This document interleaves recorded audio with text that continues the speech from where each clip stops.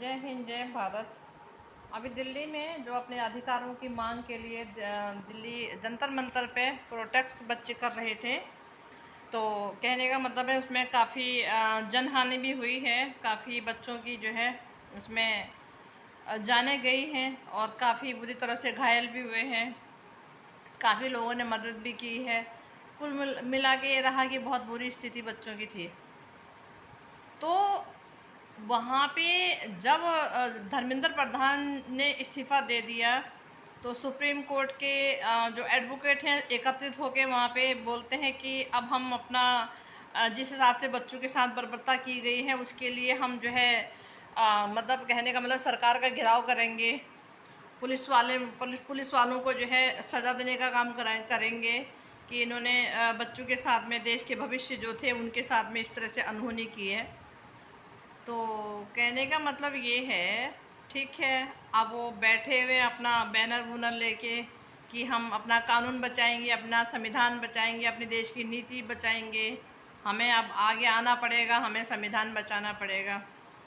ठीक है, बिल्कुल सही है, बिल्कुल सही है, इसमें कोई दो राय नहीं है। तो जहाँ तक इन्होंने ये सब काले कोर्ट वाले जो बोलते हैं कि हमें अपना कानून, अपना संविधान बचाना है, किस संविधान की बातें कर रहे हो आप? कौन से कानून की बातें कर रहे हो? कौन सा संविधान बचाओगे? कौन सा कानून बचाओगे?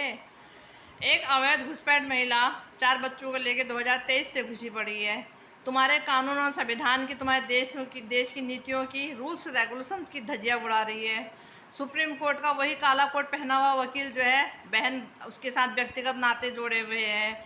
क्या मैं उन वकीलों से पूछना चाहती हूँ, क्या तुम्हारे कानून इस चीज़ की इजाज़त देता है? क्या तुम्हारा संविधान भारत का इस चीज़ की इजाज़त देता है? क्या जो ये हो रहा है ये कानून के अकॉर्डिंग हो रहा है? क्या ये सब कानून के विरुद्ध काम नहीं हो रहा है? 2023 से किस हिसाब से अवैध घुसपैठ महिला बोलेंगे कि किसी दायरे में नहीं रखा गया उसे। हाँ, आबादी बोलेंगे आवारागर्दी की दायरे में रखा गया है, खुलेपन के दायरे में रखा गया है। मौज कर रही, मस्ती कर रही है, जहाँ जहाँ घूमने का काम कर रही है वो जो है।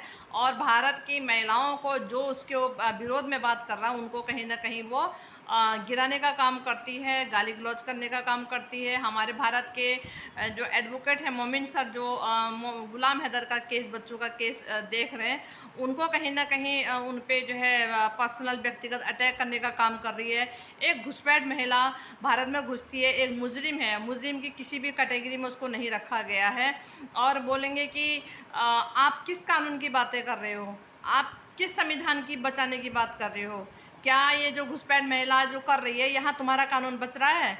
यहाँ तुम्हारा संविधान बच रहा है? ये तुम्हारी देश की नीति है? मतलब हद है। मैं मानती हूँ आप जो बच्चों के ऊपर जो मतलब बात कर रहे हो, या उसके ऊपर जो आप सवाल खड़े कर रहे हो, या उनकी बोलेंगे कि उनके सपोर्ट आप कर रहे हैं। मैं इस बात से मैं ये नहीं कह रही कि आप गलत कर रहे हैं, बिल्कुल सही कर रहे हैं। लेकिन आप कानून और संविधान की जहाँ तक बातें कर रहे हैं, तो कानून और संविधान तो 2023 से अवैध घुसपैठ महिला तोड़ी बराबर जो है।